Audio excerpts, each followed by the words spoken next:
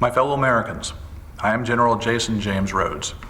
I stand before you now because today terrorists struck deep within the very heart of our great country, and our people have become victims of the most devastating attack that has ever occurred on our soil.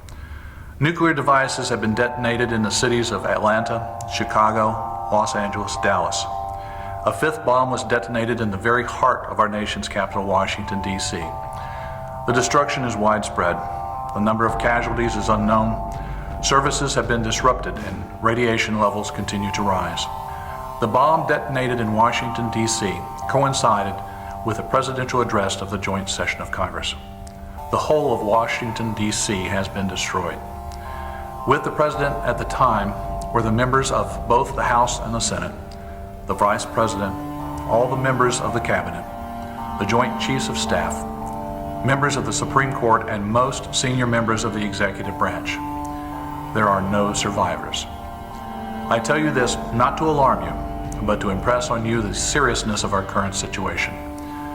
Understand that as of right now, our government as we know it no longer exists. Neither the Constitution nor current federal laws contain any guidelines for such dire circumstances.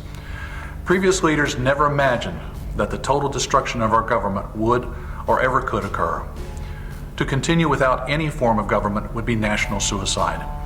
That is precisely the type of mistake our enemies would exploit and use against us to destroy our great nation and wipe it from the face of the globe. I, along with the ranking members of the Marines, Air Force, Navy, and National Guard, have established the Council for National Defense and Public Security. Effective immediately, all legislative, executive, and judicial powers of the United States and the federal government are consolidated under the authority of the Council. I have been elected chairman of the Council, and I am now the Commander-in-Chief of all the United States Armed Forces. America is my home. It's my family's home. It's your home. And it needs protection. This is why I have taken on this tremendous responsibility. Not because I want to, but because I need to. The Council has issued some directives to assist us in maintaining order during this trying time.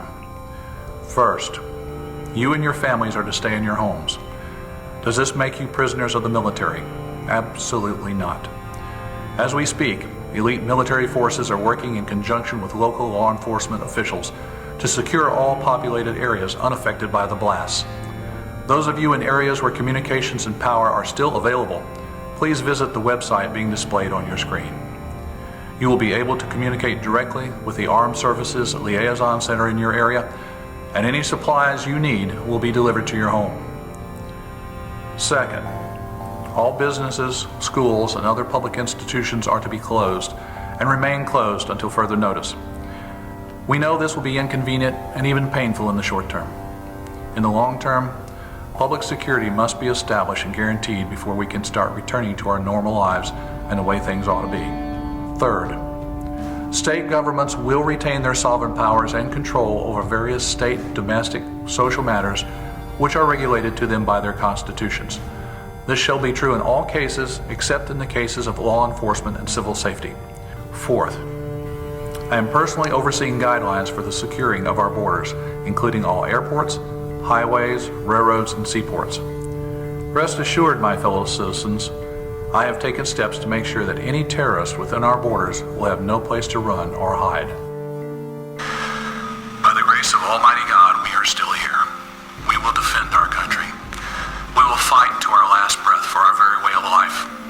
We will avenge the deaths of our fallen citizens, and we will wipe out those who have brought this fight to our shores. Rest assured, my fellow citizens, our enemy's judgment day is at hand. They cannot and will not escape our justice. And when we find them, when we bring the full wrath of the American people down on their heads and avenge our fallen dead, they had better pray for mercy on their souls, for we shall show them none. We face dark times ahead. But there will come a day when our society and our country are safe again. A day when the freedoms we enjoyed just a few hours ago will be restored. A day when the sun will brighten this land and the darkness will be banished. And when that day comes, let our children look back and be proud of us. Let them be proud that instead of being afraid of the dark, of cowering in the shadows, we stood tall and fought the evil that sought to destroy us as a nation. Let our children always say to their children and to our future generations, they did what was right for our country. That's why we have freedom and liberty today. May God bless and keep you all. Good night.